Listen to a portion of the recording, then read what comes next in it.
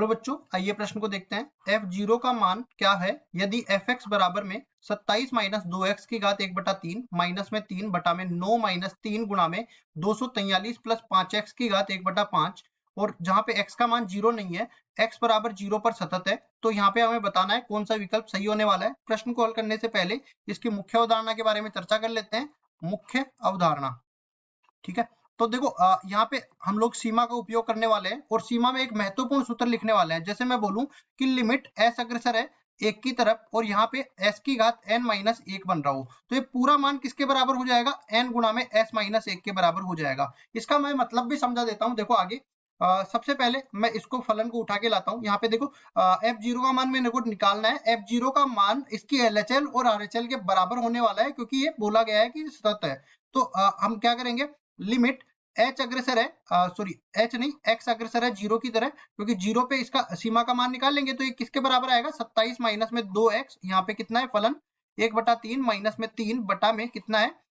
9 minus में 3 गुणा में 243 और प्लस में 5x इस पूरे की घात 1/5 के बराबर। अभी देखो इसको हम लोग इस रूप में बदलेंगे तो ये क्या बनेगा, यहाँ से इस पूरे फलन में से मैं 27 उबनिश ले सकता हूं, तो 27 जो है 27 की घात 1/3 करके 3 तो बाहर आ जाएगा और ऊपर तो क्या बन गया, लिमिट h अग्रसर है x अग्रसर है 0 की तरफ और ये क्या बनेगा 3 बाहर आ गया और 1 माइनस में 2x बटा में 27 और इस पूरे की घात 1/3 हो जाएगा, माइनस में 3 पहले से है, ये 3 बन गया। और नीचे देख लेते हैं 9 तो पहले से है और माइनस में 3 यहाँ पे आ जाएगा। अब 243 इसमें से मैं उबनिश लेता हूं तो यहाँ पे देखो 243 उठ के बाहर आ जाएगा और 243 नहीं आएगा, 243 की घात 1/5 मतलब कि 3 उठ के बाहर आएगा। अंदर क्या बच गया 1 प्लस 5x बटा में 243 इस पूरे की घात 1/5 शेष रह गया। अब देखो क्या करते हैं हम लोग, इस पूरे में से हम लोग उबनिश ले लेते हैं क्या 3 को, तो ये क्या बनेगा, लिमिट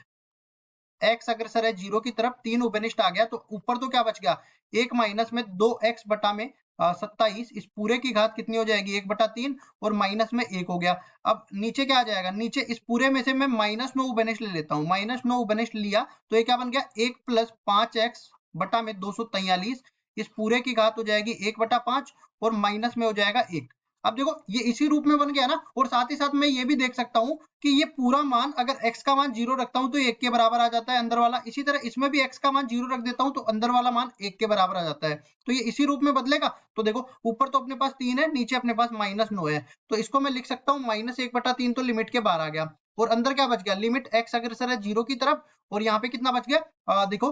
1/3 इसके बाहर आ गया और 1/5 इसके बाहर आ गया, तो क्या बनेगा 1/3 बटा में 1/5 और ऊपर तो अपने पास क्या बन गया, देखिए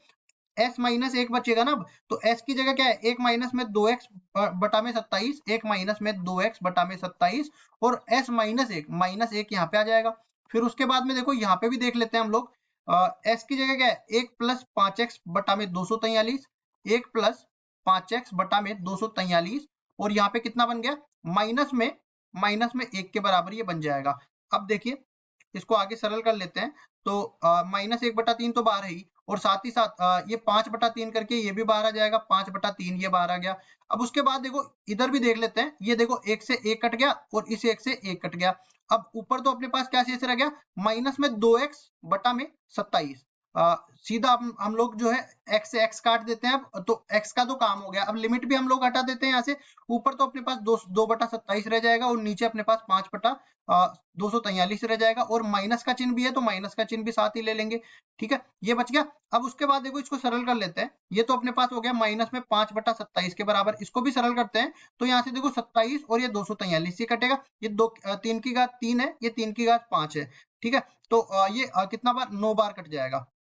27 नाम की 243 हो जाएगा ना। अब ये 9 ऊपर जाएगा और माइनस में 18 बटा में 5 के बराबर ये बन जाएगा। अब उसके बाद देखिए